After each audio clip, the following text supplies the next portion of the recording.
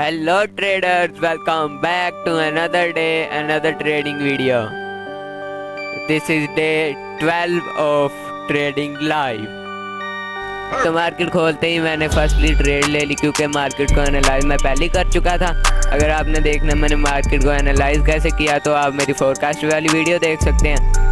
इस ट्रेड के पीछे लॉजिक ये था कि मैंने अपनी फोरकास्ट वाली वीडियो में बताया था कि मार्केट अगर इस सपोर्ट को ब्रेक करे तो मार्केट यहाँ से रीटेस्ट करके सेल में जा सकती है, तो आप स्कैल्प कर सकते हैं।